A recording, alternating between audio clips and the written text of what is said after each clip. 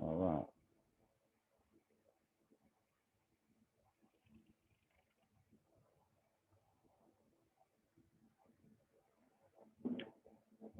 Ken, would you like to say anything?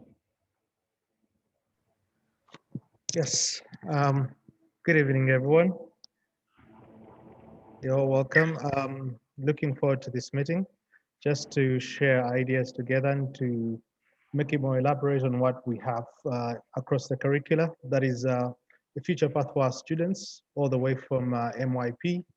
So we want to start looking at what are the future perspectives all the way from MYP 4 to 5 and how that affects their upper secondary choices, whether they be relevant for them to do A levels or DP, and how does that affect their university applications and consequently their future. So looking forward to sharing good ideas with you. Yeah, and if at any point we get disconnected, please, we'll all be trying to reconnect as much as possible, you know, for the next hour or so. So please, if we do disconnect, just assume that we are attempting to connect again, and please try to do the same yourself.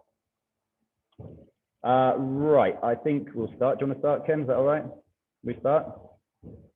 Yeah, we'll start, and we'll just go back and loop around to the beginning if people come in late and have any questions.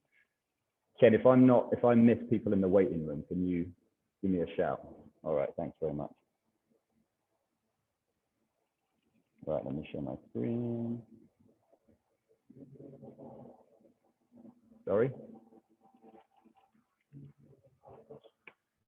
Sorry? Oh, yeah. Let me do that.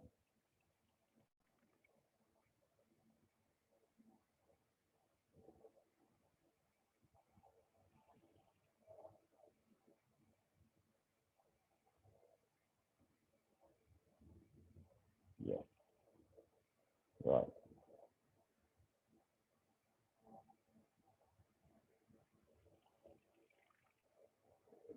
One more.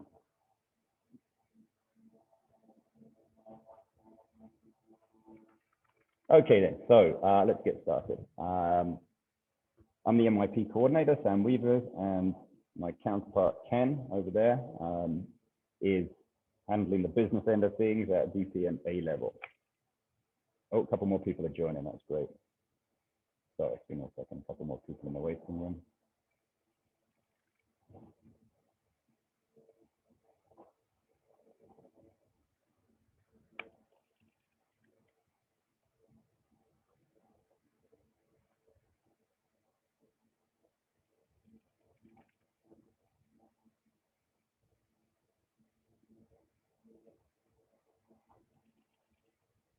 Right.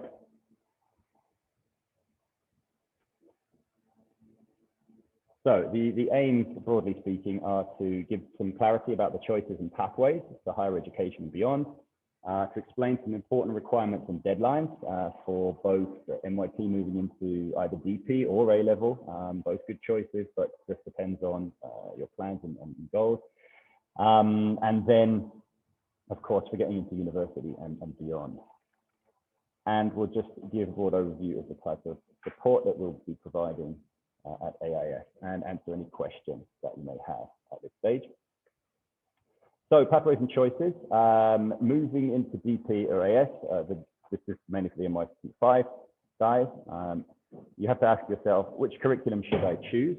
And Ken will be explaining the benefits of each curriculum later. And within those curriculums, which subjects should I choose? University. Most people will be aiming to go to university, and the choices, or the choices we need to make, the questions we need to ask ourselves when we're moving on to university is, which course should I choose? What grades do I need? And many other aspects that might be important in the decision about which university to go to. That's especially true in an international context where people are coming from all over the place and going to all over the place. And so there's a lot more to consider. And then career. What do we want to do long term in our lives? What are we interested in? What are we good at? So as we progress, the natural progression, we progress from secondary education into tertiary education at university and then onto a career. But really, the decisions we need to make run in the opposite direction, because as in the IB is very keen on stating, we start with the end in mind, because it's true. We need to have an idea of the steps a bit further down the line, because they affect the choices we make earlier on. So in fact, in future, we will be talking to the MYP 3s and 4s, because before here is the choice about which subjects to study at MYP 4 and 5. They don't necessarily prohibit you, but it's obviously a good basis for DP. So really, we should be focusing here. What do I want to do? What are my long-term goals, my career aims? And working backwards. Once we're settled on those ideas, or we have some kind of idea, that will guide us into which courses we should be looking at in university. And then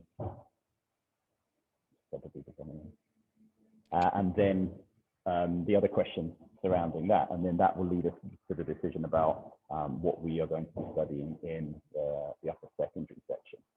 So with that in mind, I just want to show you a few things. This is something we'll be incorporating something similar into sessions in school, but certainly students and parents are welcome to try this out now. Some of you may have done something like this. It's an interest profile, as it says here. It basically asks you a series of questions, and I'm going to run through it very quickly now and show you what it looks like. And then it just gives some ideas and further advice, well, for information about possible pathways, career pathways based on those interests. So let's have a quick look at that. Okay, here it is. So it's 60 questions. Students, people interested, choose on a scale of strongly dislike to strongly like. Try not to think about how much money you would make from doing the work. It's really important to sort of focus on interests and skills. And don't worry if you actually have formal education or training at this stage. This is quite broad. It does cover, not just students in school, but think about your particular context and think about you as a person, your interests and skills. Again, there are no right or wrong answers. Now I'm just going to whip through these very quickly. I love building kitchen cabinets, laying brick and tile, not so much, etc., etc., etc. You must choose one on each line. Try to avoid the middle. Try to give a slightly or strongly like or dislike after reading these things, because it helps give a clearer picture. All right, so just bear with me a second while I do this.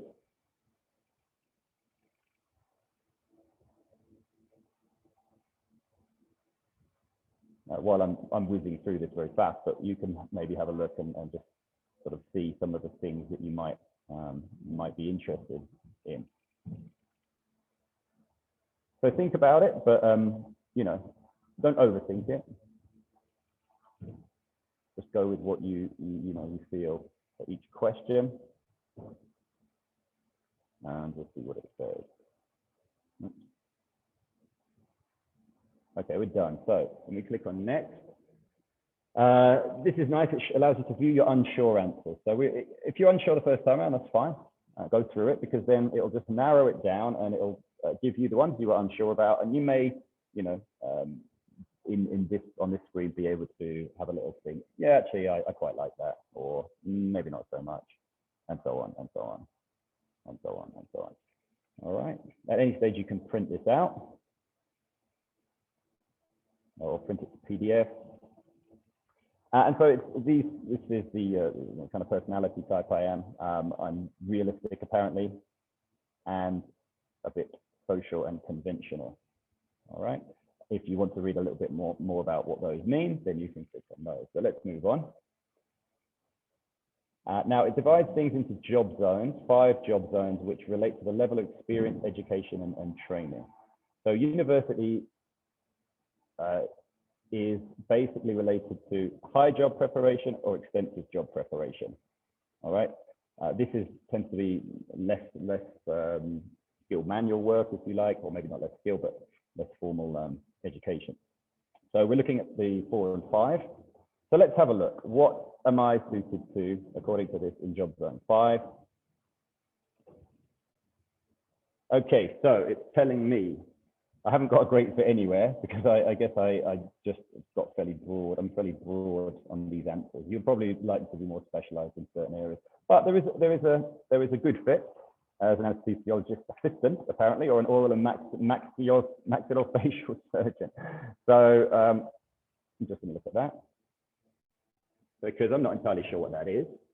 So here it's nice, it's a short career video. It's a doctor of dental surgery, brilliant. All right, that makes more sense to me. What they do, you know, what would you be doing on the job?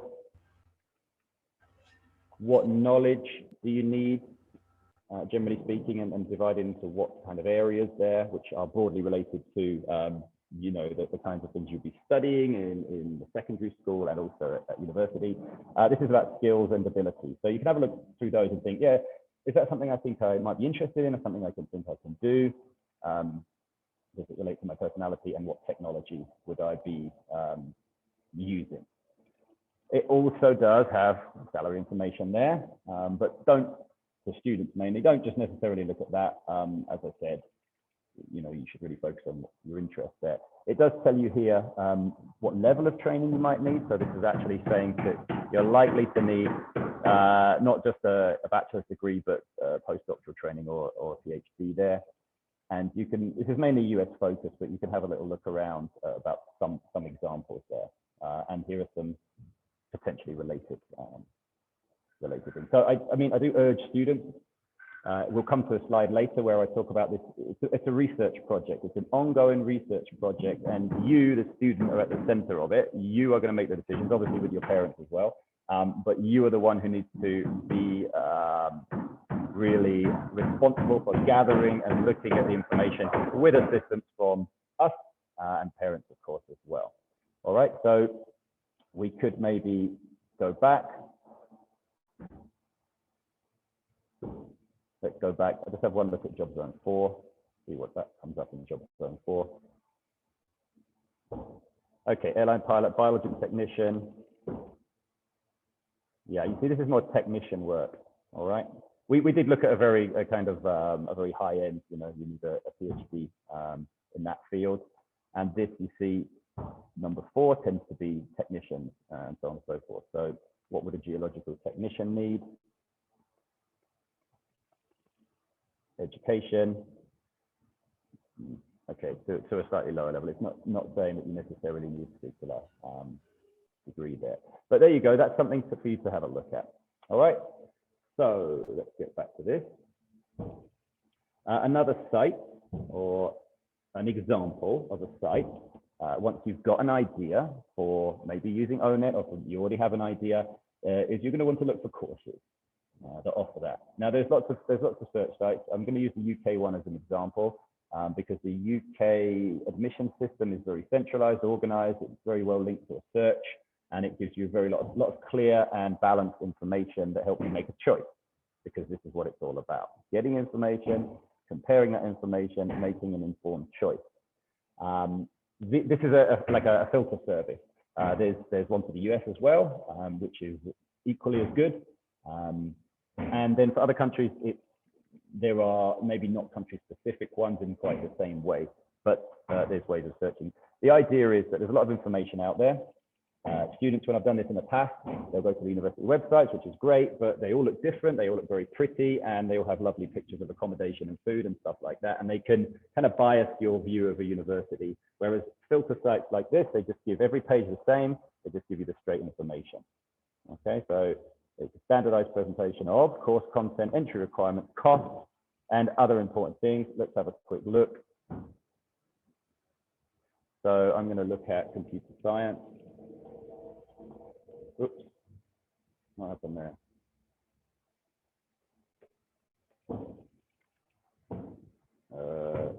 No, that didn't go very well. Okay, let me just take you back to that screen. Oh, sorry. Okay, so what we want is computer science, let's say. And so you can see the various kind of branches, if you like, of computer science. I did some research previously with students, and they tended to know broadly what careers they wanted to do, but they didn't really know what was available at university. The answer is lots of stuff, lots of different courses, lots of different specializations, lots of different minors and majors. So broadly, if you know you want to do computer science, that's great. But maybe you want to do it with informatics, cybersecurity, AI, loads of interesting stuff. So that's another reason why kind of searches, filters like this really help. All right. The study level is undergraduate, and the year, well, next year's not quite available, or yeah, the 2022 session is not available yet. So let's have a look at that.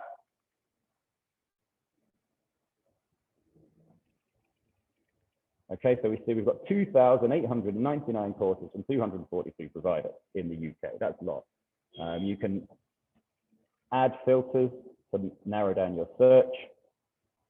Start month, I mean, I wouldn't say in the UK there's many start months, but there's possibly more than one.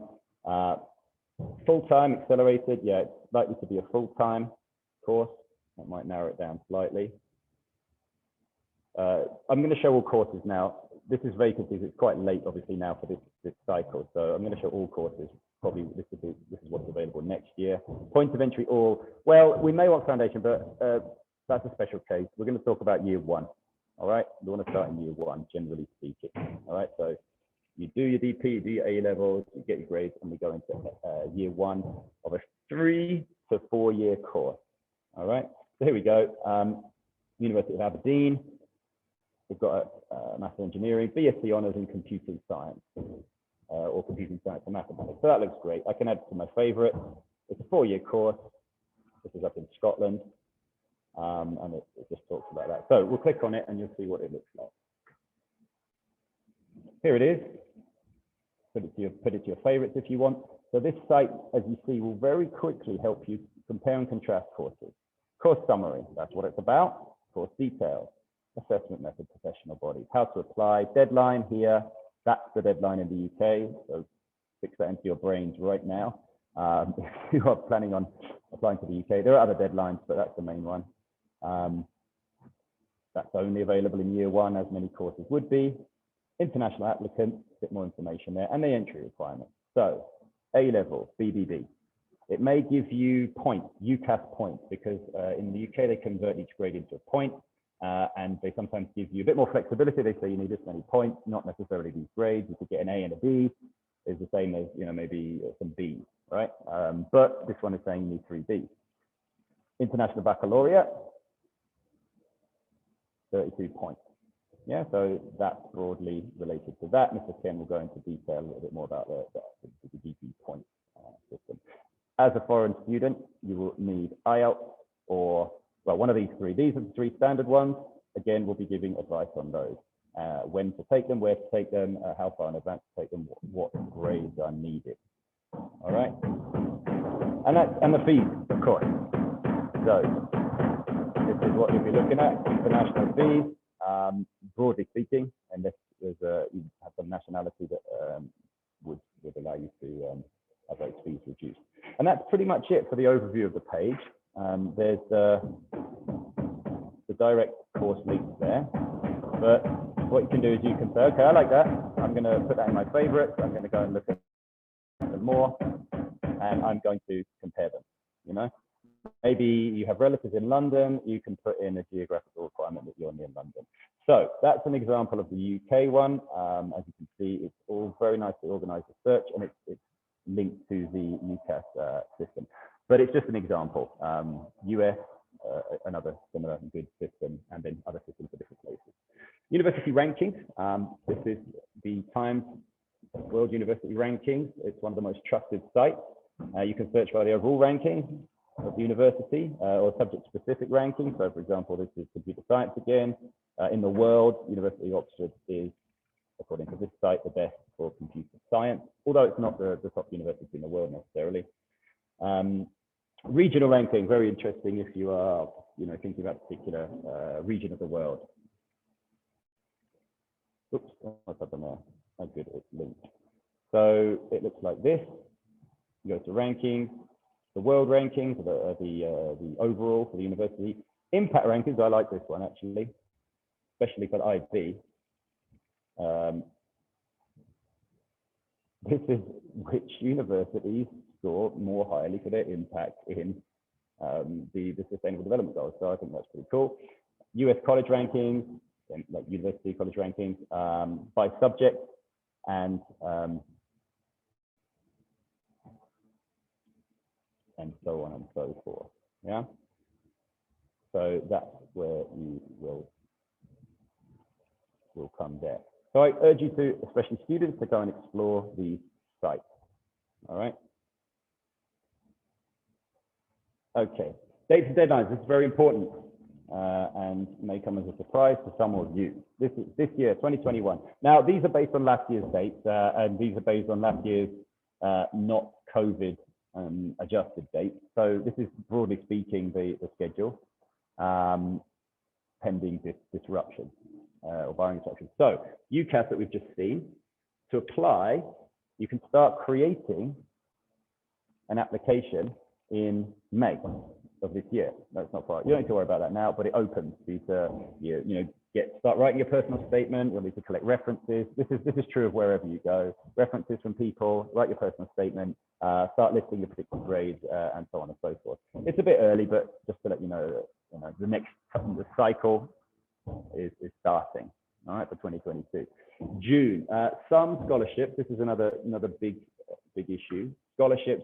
There's all kinds of different scholarships in the world, possibly even more than choosing university course. Finding scholarships is another research project, or a large part of it.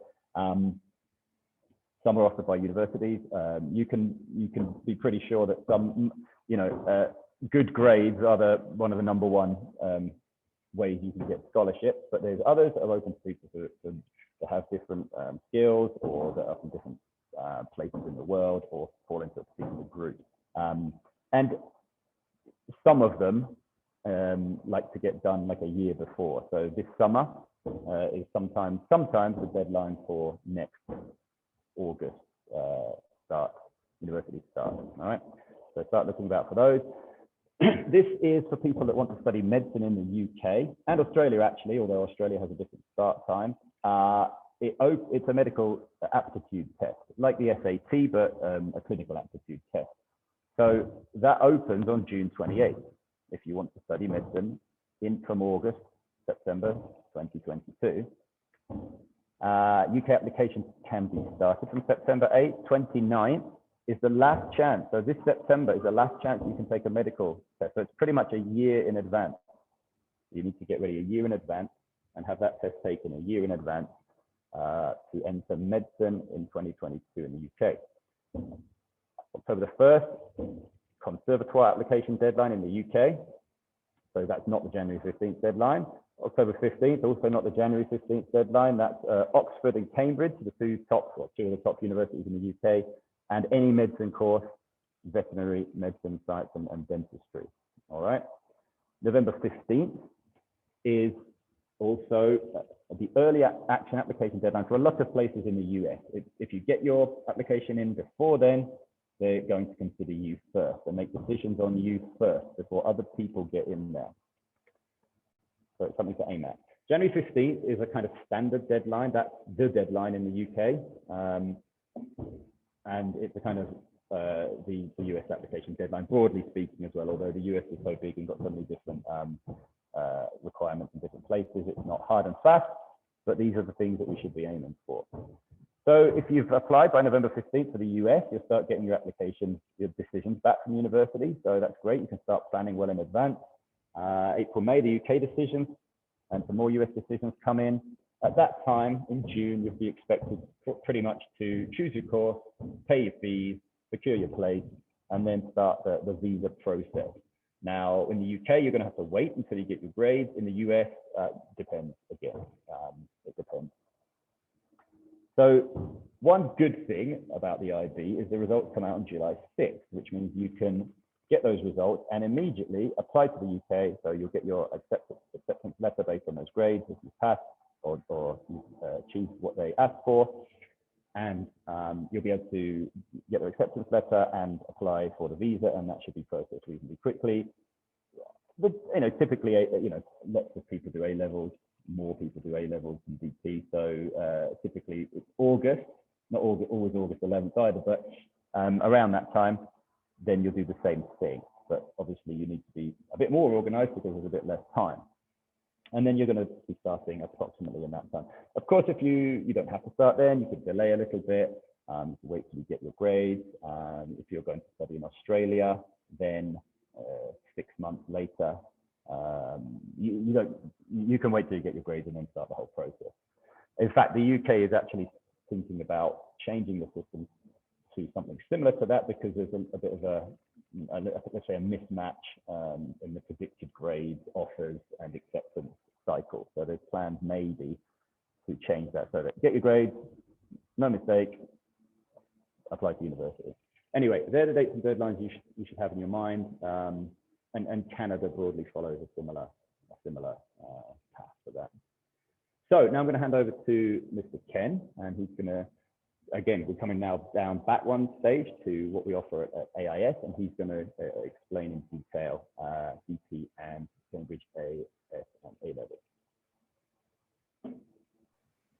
Thanks, Mr. Sam. I hope everyone can hear me. All right. It's always good to understand the end, and when you know the end, it's easy to understand the beginning. So what Mr. Sam was trying to show us is the path. If we know what we're interested in, then it's easy for us to predict what courses we want to do. Then if we know what courses we want to do,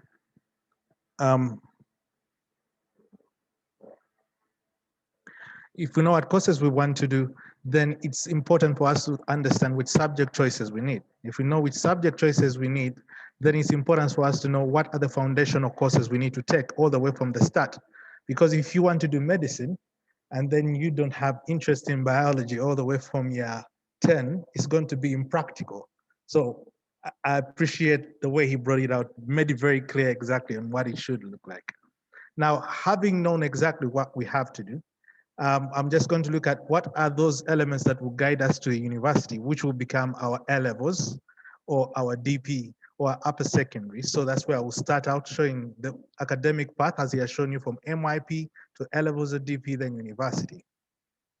Okay, so at AIS, the pathways we have that will lead our students to their university futures are two. We have the DP, the IB DP, or the IB diploma, and then we have the Cambridge A-levels. Just like people would say, people have differences. Some people prefer coffee, another one would prefer tea, you know? So the options are available to make sure they fit our personal interests, our abilities, and our strength, right? And also different aspirations and what different universities tend to aspire for. So I'll start off briefly explaining broadly what each of them entails. I'll start with the Cambridge A-levels.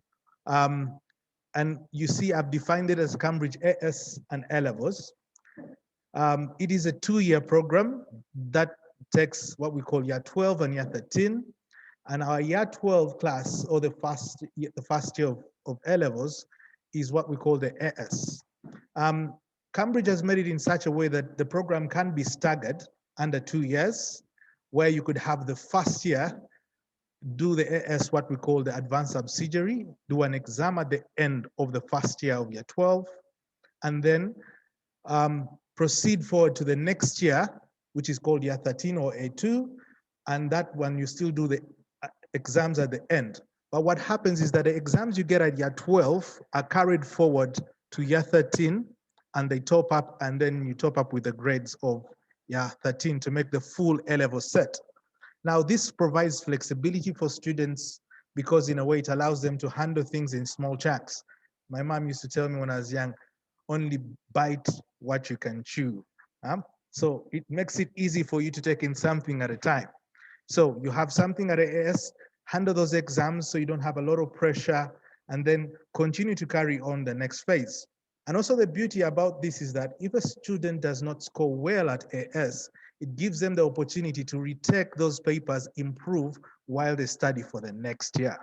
So it gives them that flexibility and allows them to still study and handle their course, improve their grades within the 2 years of study. So that is what the A-levels or Cambridge A-levels would provide you as a student. Okay, now, the other difference with this, it allows for early specialization. In other words, as a student, you're expected to do 3 to 4 subjects, right? Preferably, you'll be requested to do 4 subjects at AS, and then you can proceed with the 4 subjects at A2, but some students prefer to drop one of the subjects and stick to 3. So it allows the students to specialize a bit early.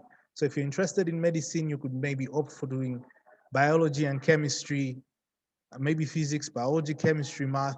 If you're interested in doing law, you'd be interested maybe in literature, history, and maybe economics, things like that. If you're interested in business, you stick out maybe business studies, economics, and math. So you specialize pretty much early and you focus on a certain area of study. And the subjects in general are also designed to improve your learning, to improve your depth of understanding. Because you specialize early, you tend to study a lot more in depth of a specific subject area. So you're more knowledgeable in certain concepts because you go into quite a lot more detail, right? And you'll see why I'm bringing this up later when we're comparing it with the DP. So at AIS currently, we offer a variety of subjects, and Cambridge does have like over 60 subject combinations, but you can't offer all of them. So you have to take up some, focus on what is important and how many disciplines they cut across, and then see what is the best you can offer your students. So currently we're offering the subjects in the table that you see over there. We have language and literature, or literature in English. We have mathematics, we have chemistry, biology, history, IT, computer science, we have geography, we have economics, we have music, we have art and design. So these offer students a great deal of variation. You can have courses ranging from engineering, medicine, business, computer science, computer engineering, software engineering. The list and the variety of the opportunities out of these courses is endless. So they may look few, but actually they offer a variety. And that's why it's important for the students to know exactly what would they love to do. Having these things in mind, they'll also feed back to us as a school to know if these are the students' interests, what courses should we offer? And currently, from the interests our students had, these were the courses that would best suit exactly what their needs are. Yes, Mr. Sam can help me proceed. Now, being a 2-year course, and university entries, like you notice, they will tell you we want cutoff points and tell you to get into this course, you need to have done this number of subjects, and this should be your score. Somewhere they will tell you you need a BBB or an AAA or a BBC minimum. So how do you score to that level? So while the students are in school, our aim is to teach them and to train them and also to guide them on, if this is your interest course and these are the cutoff points, these are the entries, what scores should we be looking at your subjects while you study? What grade should you be aiming at? So this is the essence of this table, just to show you how these grades are made. For instance, at AS, the first grade you'll have from A to E.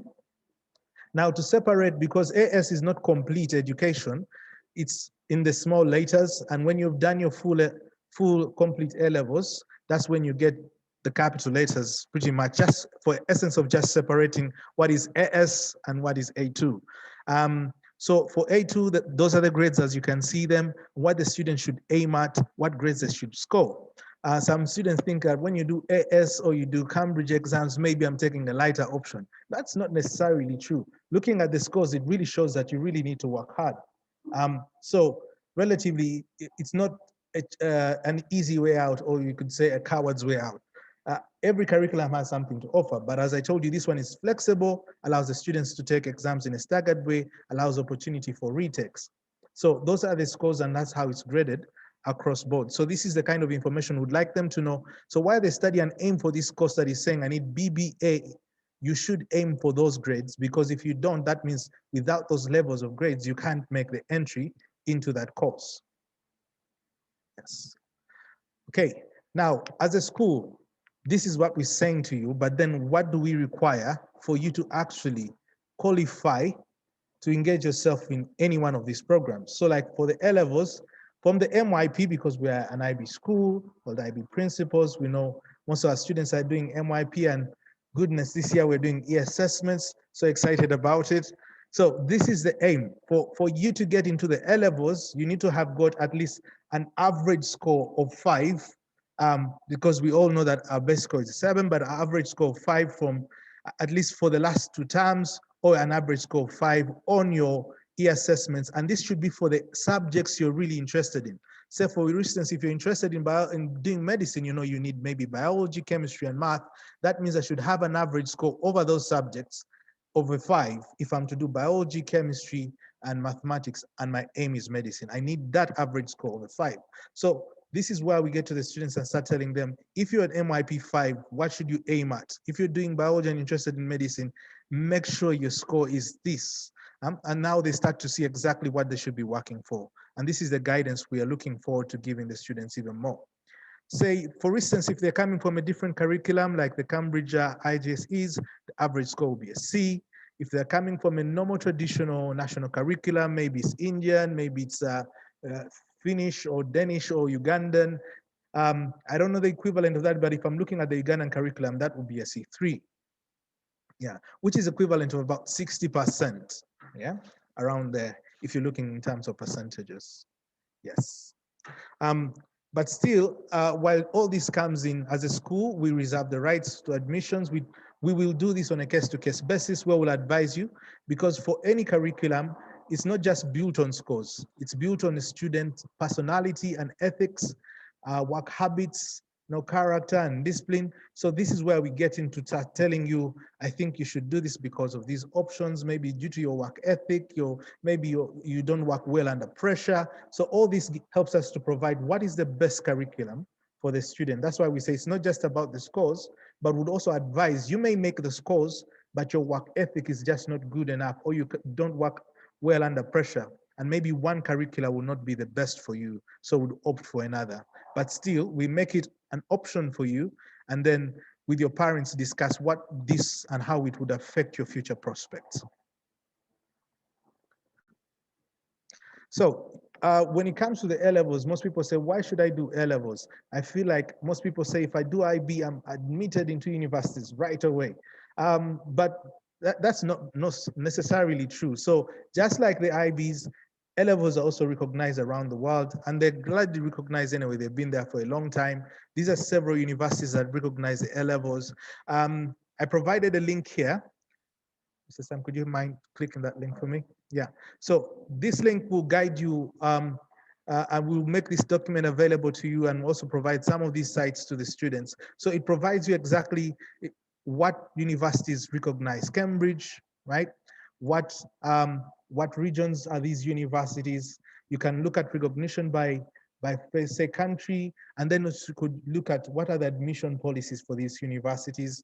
And this gives you clear information like, oh, this country recognizes this program, because you may want to go to a country where you may find they prefer their universities. Like for instance, you go to China, they will tell you, yes, they recognize the Cambridge, but they have their systems. They tell you, take these tests before, or pre-entry university tests. So this is all good information for the students to know. If I'm interested in this country, what are the conditions attached to the program I am doing?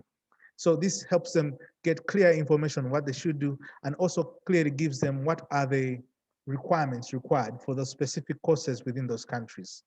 Yes, we could go back some. Okay, so the other program, or the second program that we love and that has been, it gave us a lot of joy after getting accreditation. I know it's been a long time coming, is the IB. So the IB is different from Cambridge in that still both of them are 2-year courses, but here the way the subjects are spread out is different.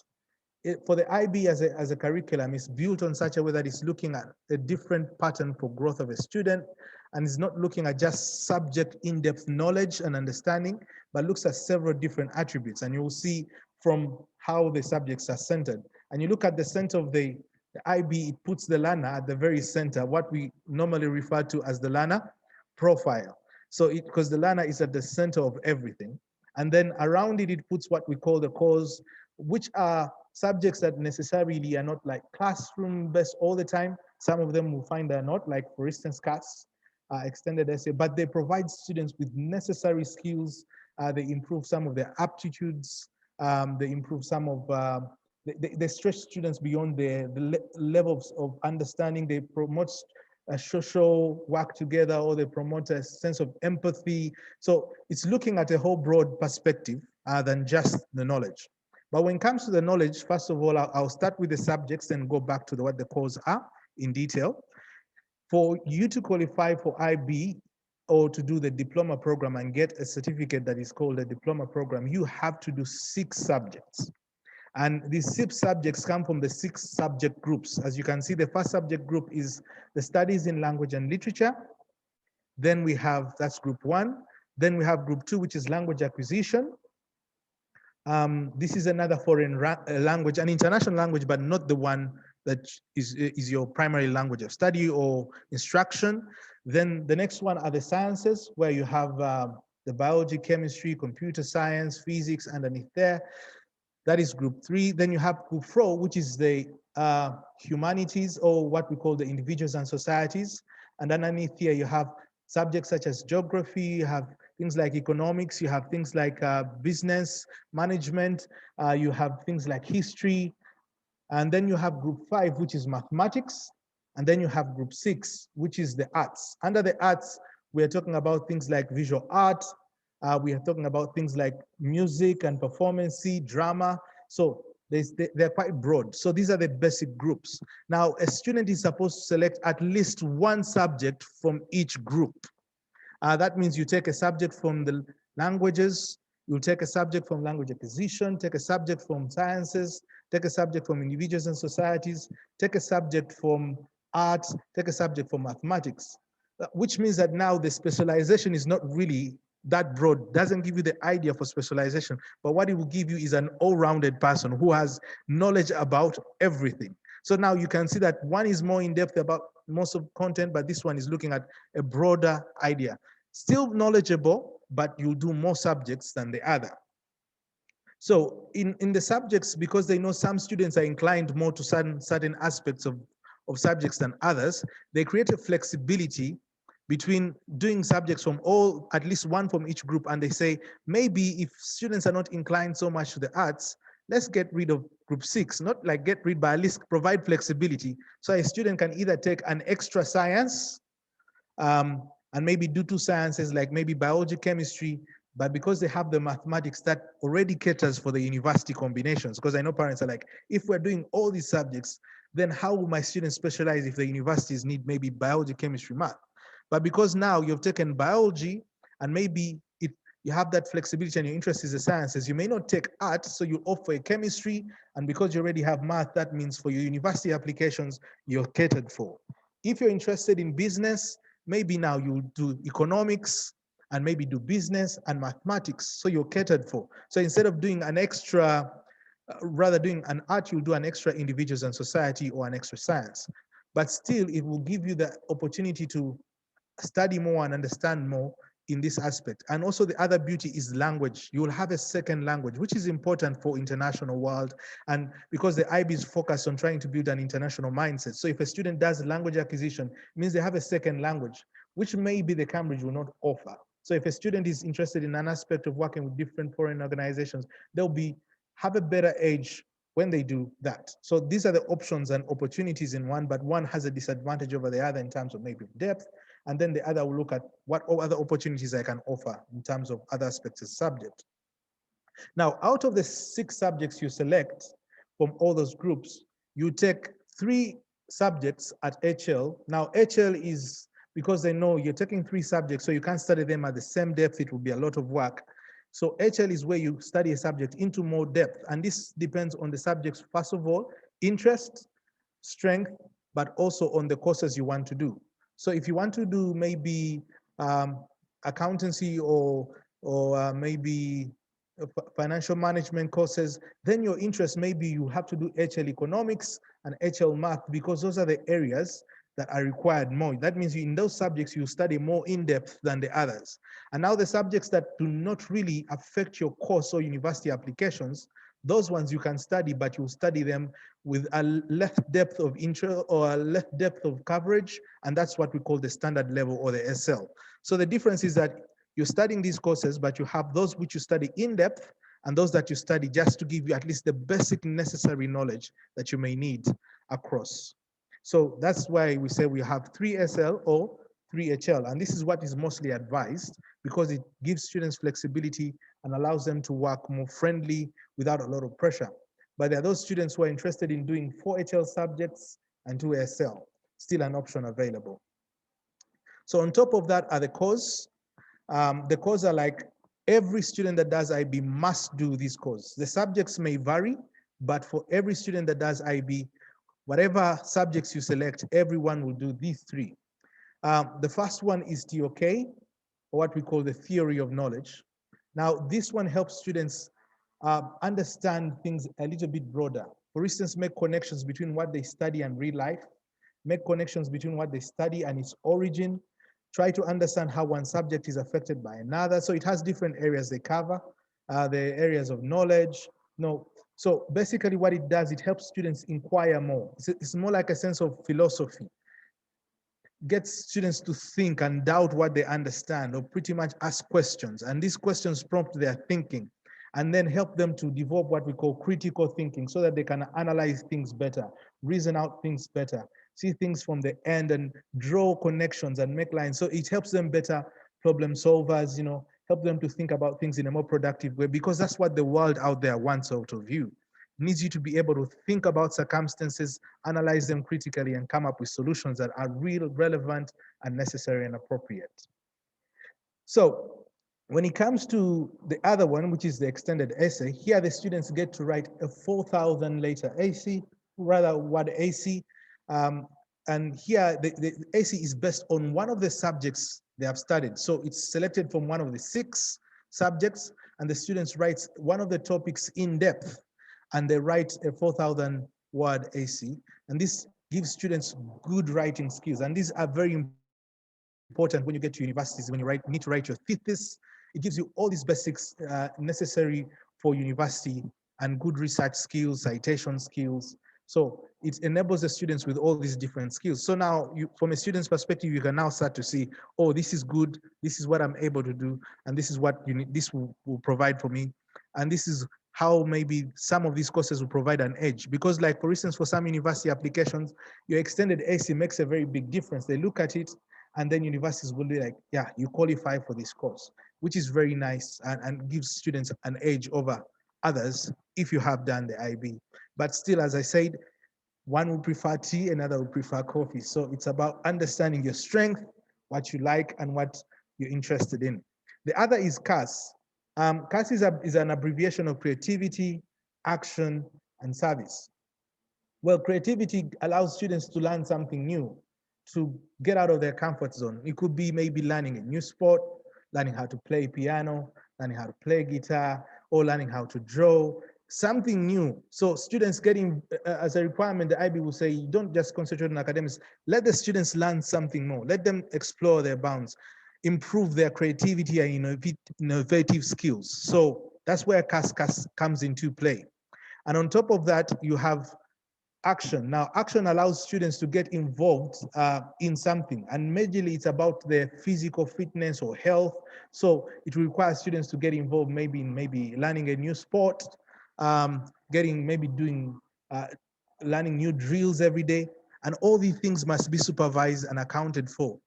So as CAS, it requires 150 hours. So usually most times you find it's 50 hours for each, but sometimes it's just like maybe 100 of, you have an activity that involves both CAS and action, creativity and action. So you may do like 100 in one and then do one other for service.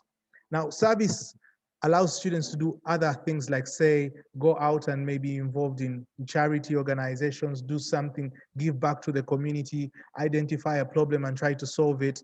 So it develops students' idea of empathy and problem solving skills. And because some of these things they're not doing alone, they're working in groups, it develops the idea of collaboration.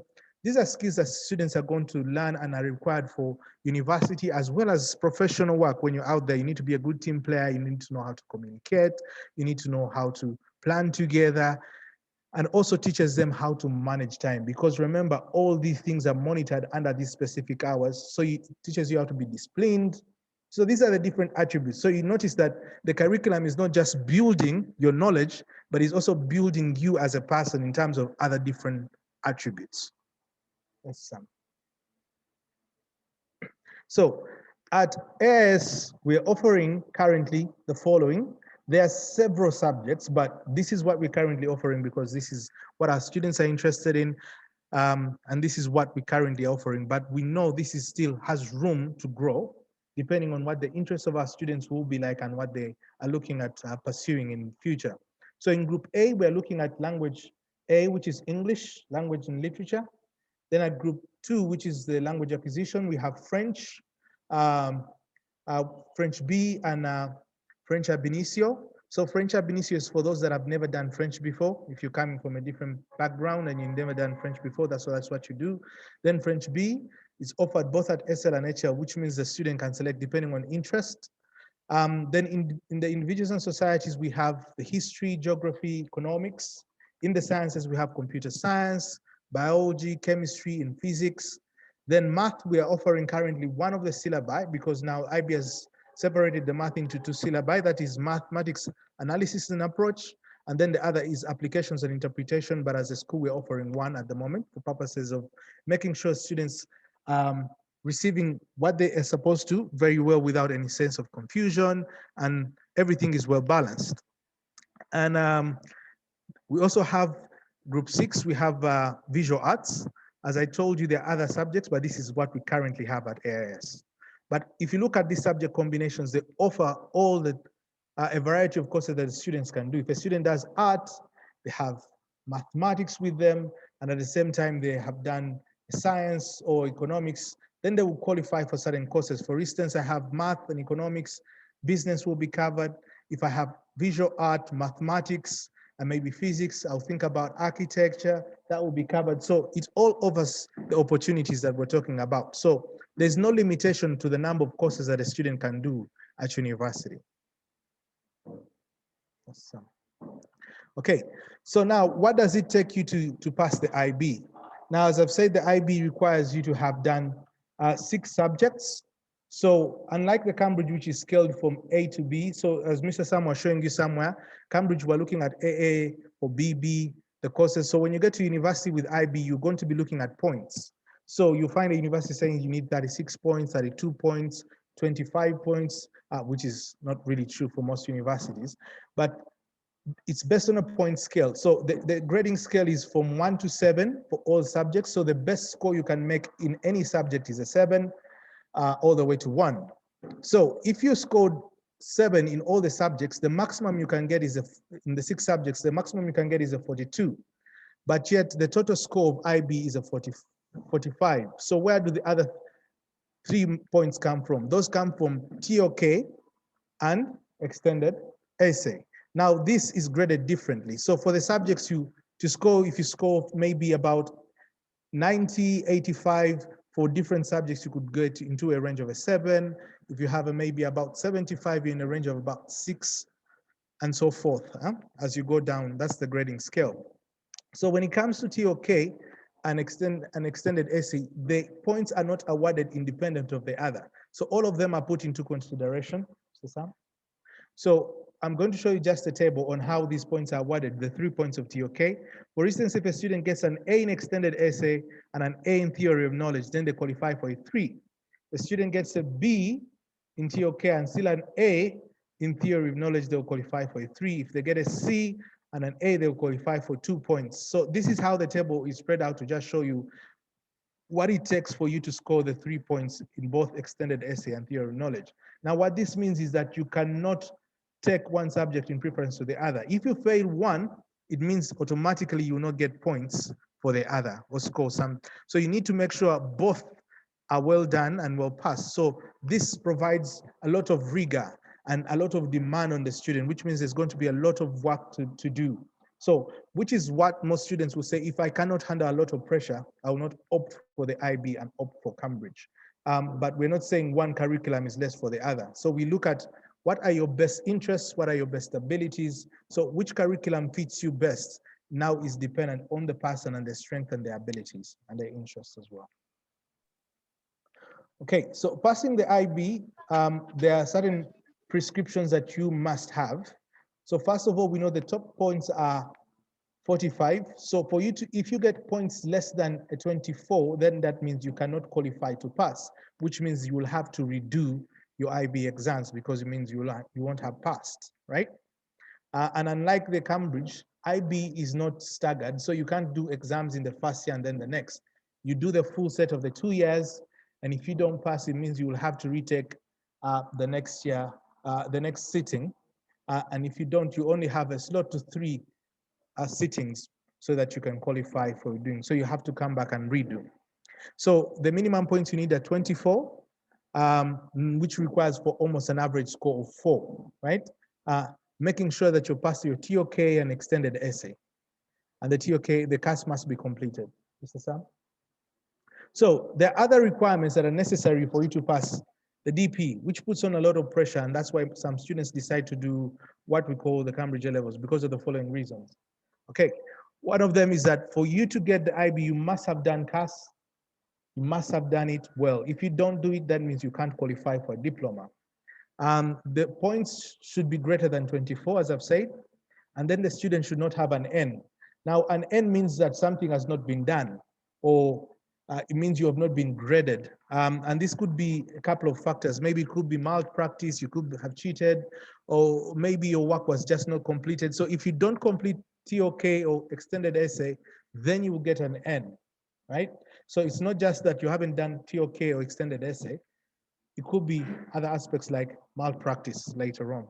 Okay, now the other conditions they give is that for you to get a diploma, a grade E should not be awarded on either one of extended SE or theory of knowledge. If you do that, then that means you're in failing zone. And first of all, if you get a grade 1 in any subject, that means you cannot be granted an IB diploma. So now this shows you, if you're to do 6 subjects and you know you're struggling in some, then this may not be the best option, because if you get a grade 1, it means you will not qualify for an IB diploma. So, Sam? Okay, the other conditions are you shouldn't get a grade 2 awarded in 3 or more of your subjects. So it has prescriptive ideas that you should have and what a student should be able to score. And also for a grade 3, it should not be awarded for more subjects, like 4 subjects. If you get a grade 3 on more than 4 subjects, then that's another issue. It means you will not be able to get the IB diploma. So the candidate should also not score fewer than 12 points on HL subjects. So if you're doing your HL subjects, you should make sure you're really good at them, and that means you can score more than 12. And then a subject should, for a student doing SL, you shouldn't get fewer than 9 points in your SL subjects. So it's not just about getting certain points. You could score points in certain subjects and maybe have a 6, a 7, and 8, but if you have a 1 somewhere, it means you won't qualify for the IB diploma. So it has its regulations and its conditions. Now, this will affect the students, so that's why we tend to advise the students and say, what is your best suit? What would you prefer? Is it the IB diploma or is it the Cambridge A-levels? Okay, so an N, as I was saying, means that you have not been granted a grade, and it can be granted on the following basis: that you did not finish your TOK or extended essay, or that you withdrew from an exam, or you were absent for part of the exam, or that you breached the examination rules. So these are some of the conditions you should have or have at the back of your mind while you study. And these are the things we continue to tell the students, so to make sure they don't have any of these appear, because if they do, it means they will not be awarded the diploma across the 2 years. Okay, so just like we showed you for Cambridge, this site also offers you clear identification in which countries the IB is recognized if you want to do IB, because there are certain people who say, I've gone to this country, they don't seem to recognize IB. So this one offers you, all these links are active, and you'll have access to this document, which shows you which, the recognition of IB by country. It will show you the admissions, what is required for admission, right? It will show you what universities recognize IB and at what depth of IB and what IB points do they require for their courses. So this is just providing all the relevant information for the students that they may need to make sure that they acquire all the necessary information. So there are a couple of videos on there as well that the students can listen to understand what universities are looking out for in an IB student and why they are interested in IB students. So from here, students can make the best option, whether to take A-levels or DP, and if they do, at what scores should they have, what points should they have, what grades should they have. Mr. Sam?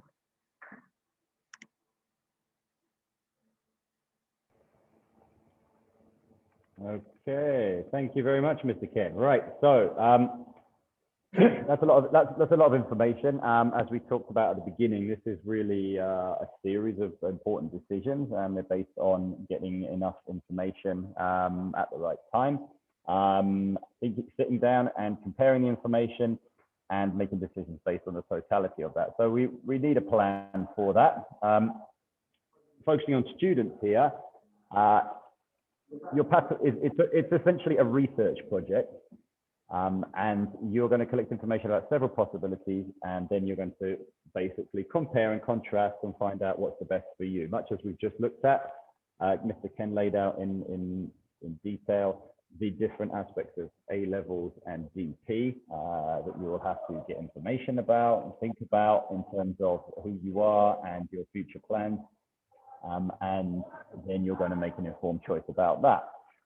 So even more so then, or when you know, in conjunction with doing that, one of the factors that's going to make you make that choice is what are your university plans as well.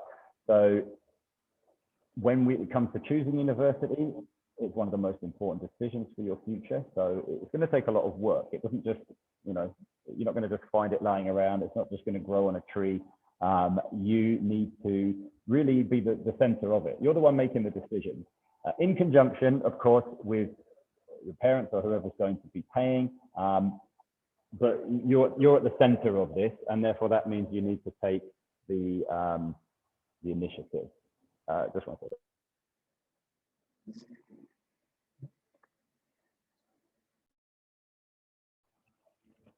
Okay, thanks very much. So yeah, you're at the center of this. All right. So there are many things that we need to help you with. Setting the goals. First of all, what do you want to achieve? You know, as we transition from the lower school to the upper school, we need to start looking ahead. I think a lot of the time when we're in the lower school, we're focusing on what's in front of us, what we have to do day by day. We have to be in school for 8 hours. We have to do these subjects. But as you start getting into the upper school, again, you still have to be in school a lot, of course, but you have more choice in these subjects, and these choices need to be related to your future goals. And that takes research and comparison. You're going to write things like personal statements. You're going to have applications with various documents and procedures and dates and deadlines that we talked about. So we're here to help you with all of that. We won't do all of it for you. We'll do it with you and help you to do that. Motivation and counseling. Okay. One very important thing is this. I've been a university counselor. I'm working in juris for a few years. And the most important thing is that we're on the same page at the beginning. So that's involving parents and students and the school.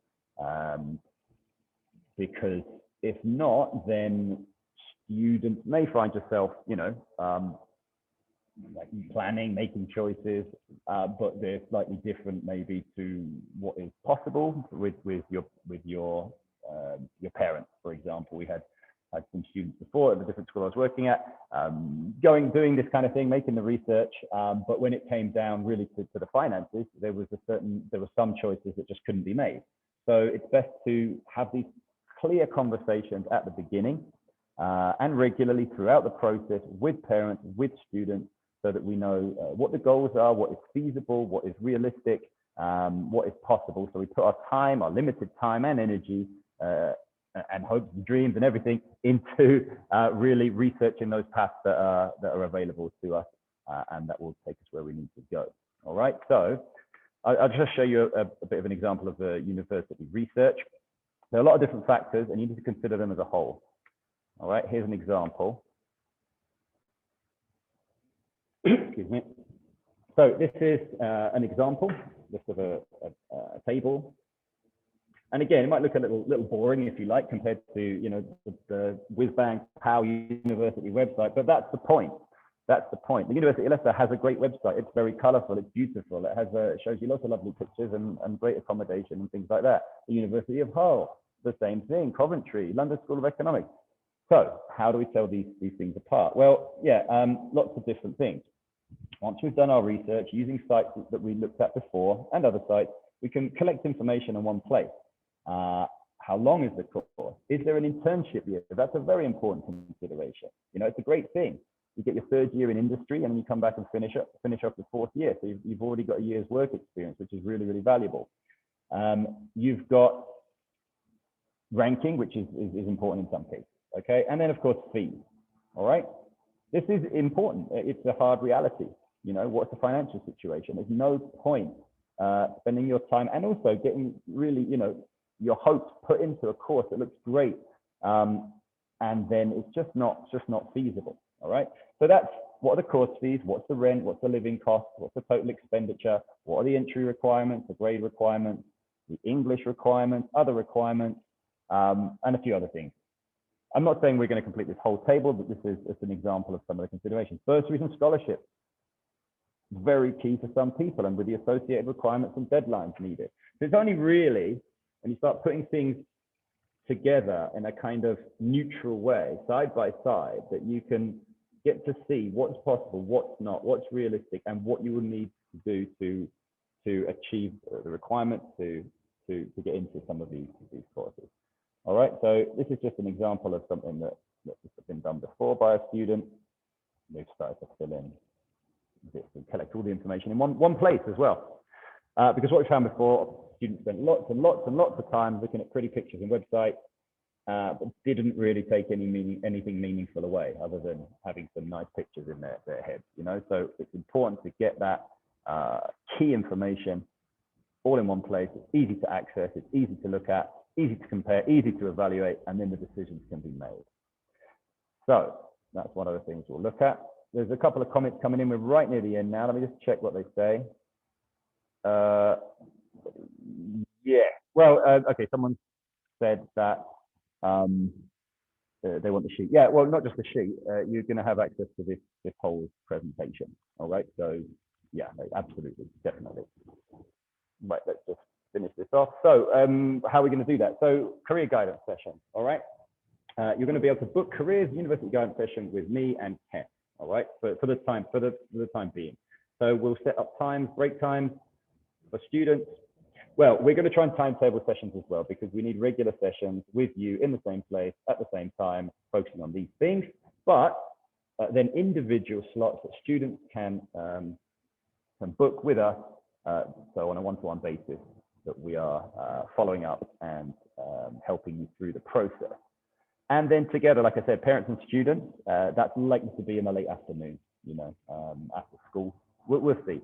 We'll send out some information, time slots, and we should start off with one of these with parents and students, and then obviously, you know, continue with these in school with students. So we'll communicate that.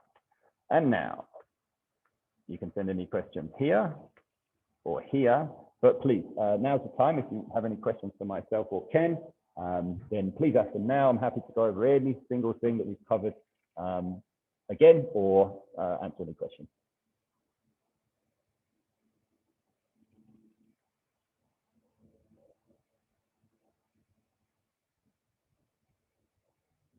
Any questions? The recording will be made available, like I said, and the recording will be made available. I'll make also the presentation available, so you'll have access to those links. Any questions? Not one question. There must be one question, surely.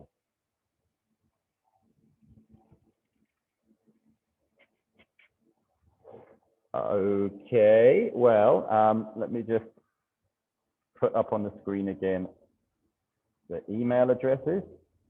And like I said, I'll send out that information. Please get in contact about anything, and we will get in contact with you about the counseling sessions. We'll start on this process so that we can plan best. I have a question. Thank you. What is it? Yeah. Now this is Vajresh father. Whose father? Sorry.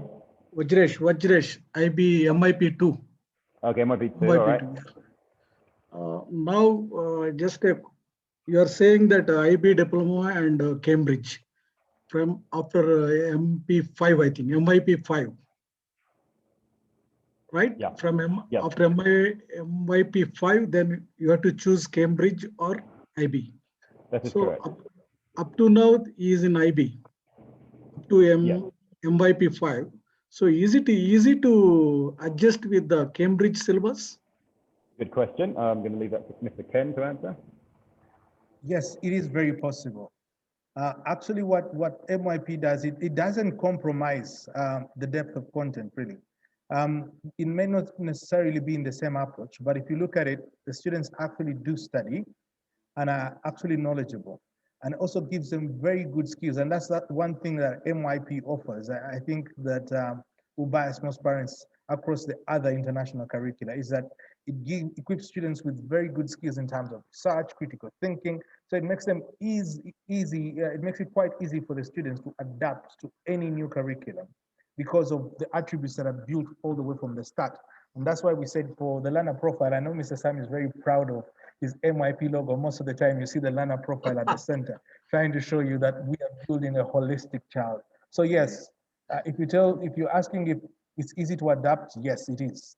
Very It's easy to adapt. Okay. And what about just for my interest? So these IB diploma is equivalent to an Indian syllabus.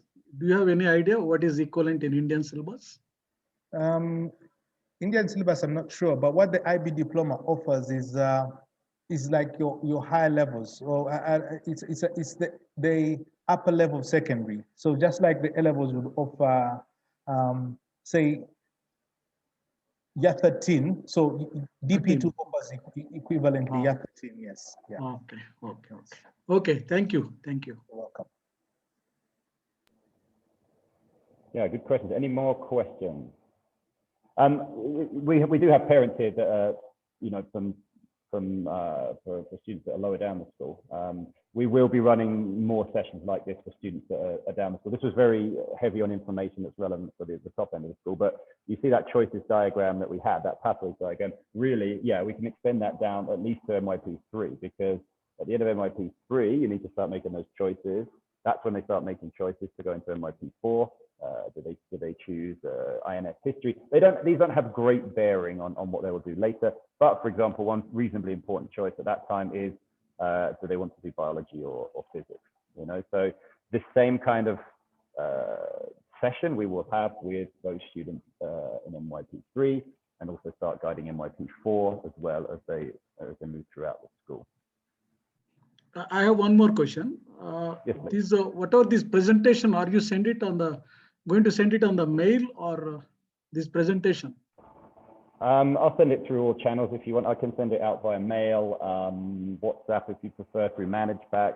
I can send it through all the channels. Okay, fine. Okay, thank you. No problem.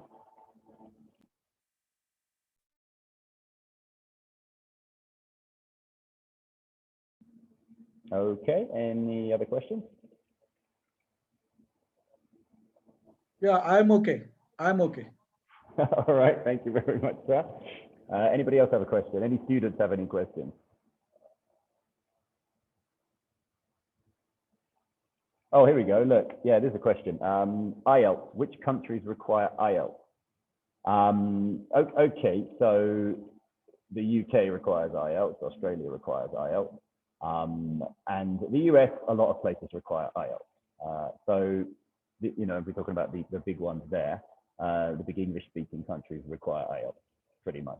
It's not everywhere in America, no, not by all means, but IELTS or Pearson or TOEFL IBT, or what happened actually, which was quite good in the time of COVID, is that universities started accepting Duolingo, which is an app which you may or may not have heard of that you can use to learn English. They may do it this year, but it's not guaranteed. So it's those traditional ones which are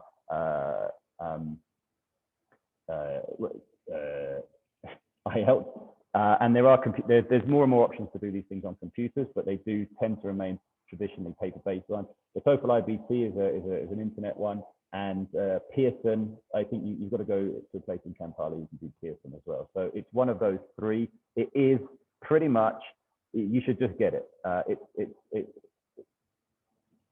What we've done in the past, not at this school, different schools, is we did it on a case-by-case basis. I would say that it's just probably in some ways more hassle. It's a good thing to do. We'll talk about it, obviously, what's best for individual students. But if you're clear that you want to go somewhere and study something that doesn't require IELTS, that's fair enough. You don't have to study IELTS. If you're not clear, and often we're not because we're just starting to make these applications, it's definitely worth doing IELTS at some time during year 12 or 13. Obviously, I'll defer to Mr. Ken about when the best time to do that is because people have got a lot of other things to study. But as we're going through that process, it's definitely a good thing to do. So you have it; it's valid for 2 years usually, and then if you're applying, you don't have to then worry at the last minute about getting IELTS. So we'll certainly talk together about your requirements, your plans, what you want to do, whether that requires IELTS, and therefore, and if so, how and when to get IELTS. Hi. Hello.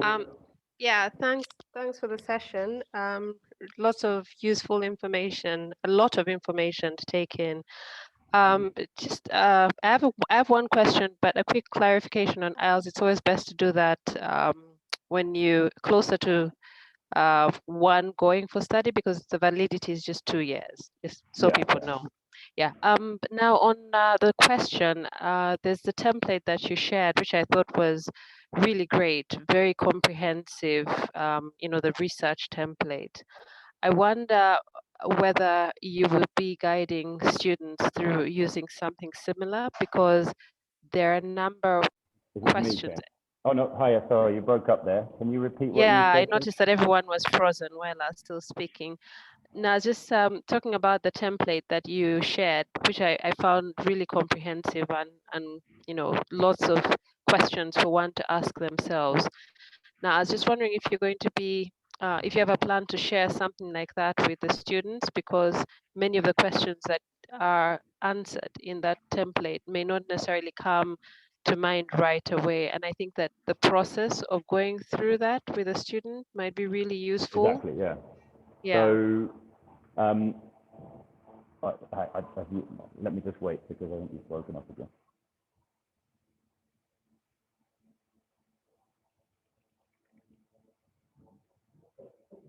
I'm back. Okay, so I think I can answer now. Yeah, so yeah, basically, that was really the kind of central. I'm going to simplify that template a little bit, but that was really the central collection point of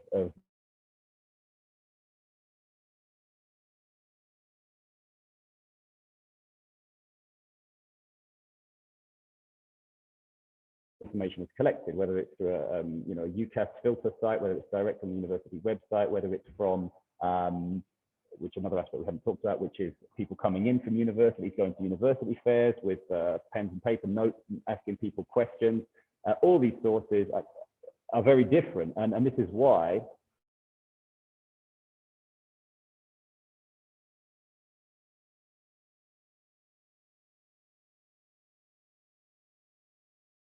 persuasive kind of university reps, so on and so forth. So yeah, the plan is definitely to share that, and also it's online, so it'll be available to parents as well, and that will be the kind of central point of these sessions, structured sessions within hopefully the curriculum or school day, the sessions that we have with parents and students, either parents and students together or the students individually coming and booking. But yeah, that something like that will form the kind of centerpiece of this research, this comparative analysis project that is planning on university.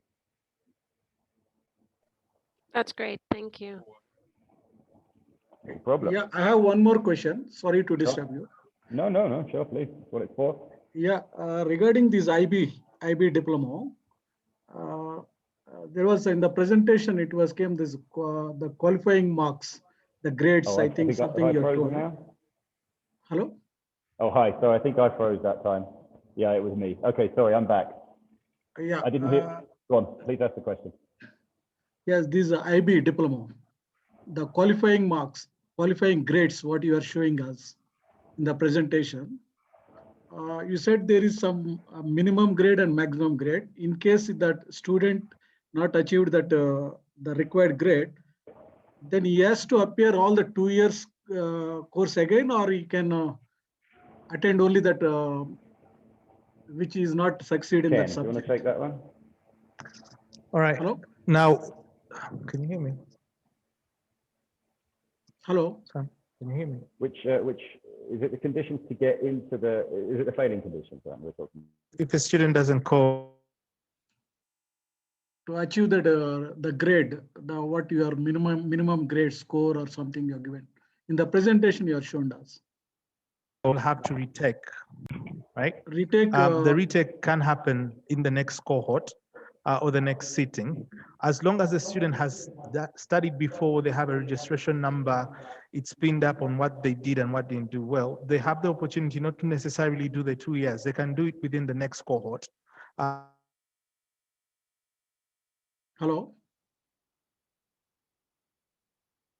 Hello? Hello? No, it is disconnecting the line. Hello? Hello? We can hear you. I think it's the score. Can you hear me? Hello? Yes, no. Hello? Hello? Hello? I think the school connection has a problem because I can hear you. Oh, yeah, school connection, yes.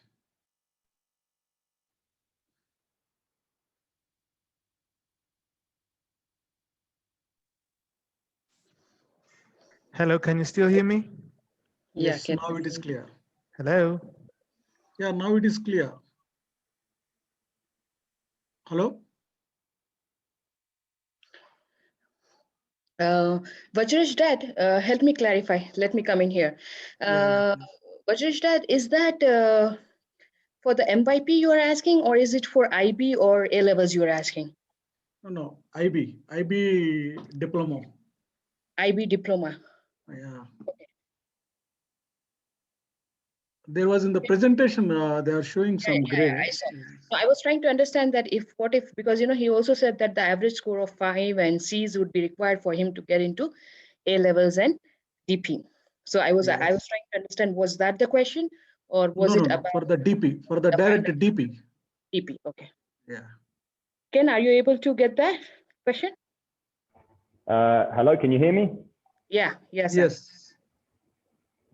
Hello, can you hear me? Yes, it is clear now.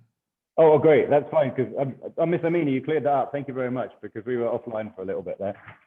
No, I didn't clear up. I just clarified the question. So he's asking that that child will have to repeat A levels all 2 years, or just that particular subject that he would have failed. So I'm Vajra's that as much as we know and from our experience, is just that subject that the child has to clear up, not the whole course. Yeah. Oh, okay. Okay, that is fine. Okay. Can you Is hear for me? the IB diploma. Yeah, IB diploma and A levels both. Yes. So both are same. Okay. Yes.